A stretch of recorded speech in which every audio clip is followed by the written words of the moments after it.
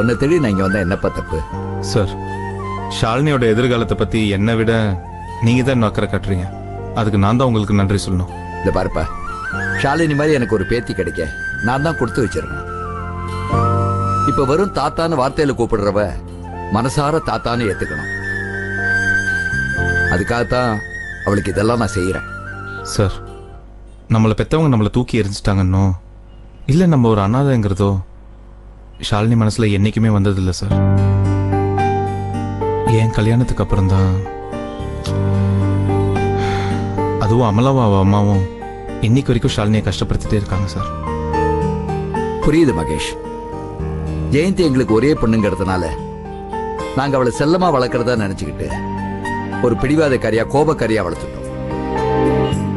அது ஷாலினிய இந்த அளவுக்கு பாதிக்கும்னு எனக்கு தெரியாம போச்சு.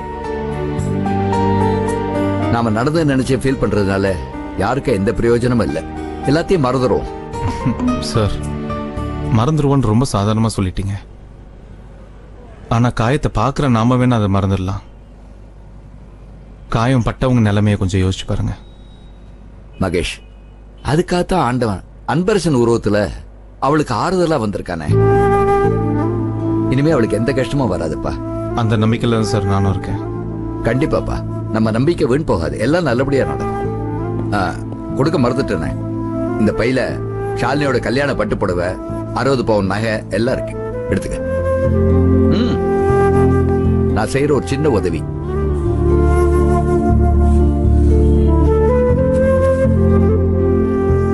இதுவா சார் சின்ன உதவி? நன்றி கடன் கூட வச்சுக்கோயே. மகேஷ், நீ தனியால இருந்து எவ்வளவுதான் கஷ்டப்படுவ. ஷாலினிக்கு நல்லபடியா கல்யாணம் நடக்கணும். அதே சமயம் அமலா மனசும் கஷ்டப்படக்கூடாது. ரெண்டு பக்கமும் நீ பேலன்ஸ் பண்ணணும். அதுக்கு உதவியா நான் இருக்கேன். சார், இத நீங்களே ஷாலினி கிட்ட கொடுங்க. அது நல்லது இல்ல மகேஷ்.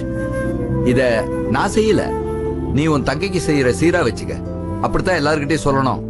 முக்கியமா அமலாவுக்கு இந்த விஷயம் தெரியக்கூடாது. அப்புறம் அது ஜெயந்திக்கு போகும், அப்புறம் என் வீட்டுக்கு வரும். அனாவசிய பிரச்சனைகள் எதுக்குப்பா?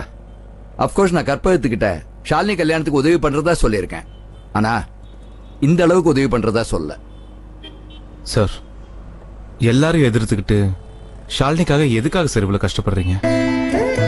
ஷாலினி மேல நான் வச்சிருக்கிற பாசம் நீ அவளுக்காக செய்யறதுல 1% கூட வராதுப்பா.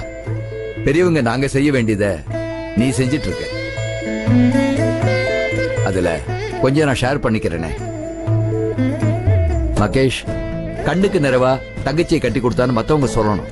அதுதான்ப்பா எனக்கு வேணும். ஷாலினி நல்லா இருந்தா என்னை விட யார் சந்தோஷப்பட போறாங்க? சார், உங்க வீட்டு பொண்ணை நான் கட்டிக்கிட்டேங்கிற ஒரே காரணத்துக்காக எங்க வீட்டு பொண்ணு மேல இவ்வளவு பாசமா இருக்கீங்களே, கண்டிப்பா உங்களுக்கும் ஷாலினிக்கும் ஏதாவது ஒரு பூர்வ ஜென்ம பந்தம் இருக்கும் சார். பூர்வ ஜென்மமோ இல்ல நாம வாழ்ந்துட்டு இருக்கிற காலமோ யார் யார் எங்க இருக்கணும்னு ஆண்டவன் தான் முடிவு பண்றான். அதான் அவளுக்கு உன்ன மாதிரி ஒரு அன்பான அண்ணனை கொடுத்துருக்கான். எது எப்படியோ சார், இந்த கல்யாணத்துக்கு அப்புறம் கண்டிப்பா ஷாலினி சந்தோஷமா இருப்பான்னு நான் நம்புறேன். எனக்கும் அந்த நம்பிக்கை இருக்கு. அப்ப நான் கிளம்பட்டுமா? மகேஷ், இந்த விஷயத்த உங்க அம்மாட்ட சொல்லும் போது கூட கொஞ்சம் பக்குவமா சொல்லுப்பா. வரேன். சரி.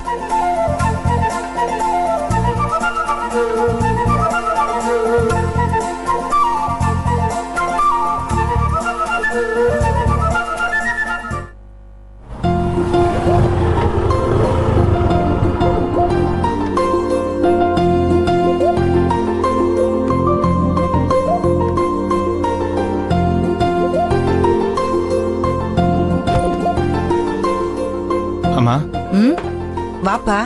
என்ன தங்கச்சி கல்யாணத்துக்கு இப்பவே பர்ச்சேஸ் பண்ண ஆரம்பிச்சிட்டியா? சொல்றேன். அமலா எங்க? ரூம்ல தானே இருக்கா? இப்பதான் உள்ள போன. மருமகளை விட்டு கொடுக்காம பேசுங்க. காலையில இருந்து அவ ரூமை விட்டு இறங்கி இருக்க மாட்டான்னு எனக்கு தெரியும். சரி, இதெல்லாம் விடுங்க. இதுல ஷாலினிக்கு புடவை நகையெல்லாம் இருக்கு, வாங்க பார்க்கலாம். புடவை நகையா? இதெல்லாம் வாங்க போறேன்னு என்கிட்ட சொல்லவே இல்ல. அது சரி, இரு அமலா கூப்பிடுறேன், அவளும் பாக்கட்டும். அமலா, நீ பேசாம இருங்க. நீங்க வாங்க சொல்றேன். வாங்க, உள்ள வாங்க. என்னப்பா நீ ஏன் தனியா கூட்டிட்டு வர? உட்காருங்கம்மா சொல்றேன்.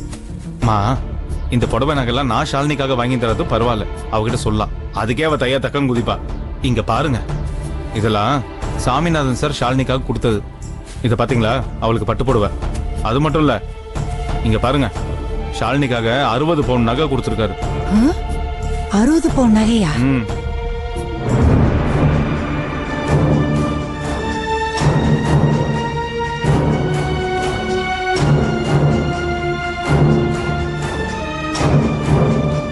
என்னப்பா அது? இந்த காலத்துல இப்படி ஒரு மனுஷனா? அவர் பெத்த பொண்ணு என்னடான்னா ஷாலினி விட்டு வைப்பனா நிக்கிறாங்க. ஆனா இவரு எந்த சம்பந்தமும் இல்லாம இத்தனை லட்சத்துக்கு பெருமான இந்த நகையெல்லாம் கொடுத்திருக்காரு. அதுதாம்மா எனக்கும் ஒன்னும் புரியல. அம்மா, சாமிநாதன் சார் ஷாலினிக்காக செய்வாருன்னு எனக்கு தெரியும். ஆனா இவ்ளோ செய்வாருன்னு நான் கொஞ்சம் கூட எதிர்பார்க்கவே இல்லை.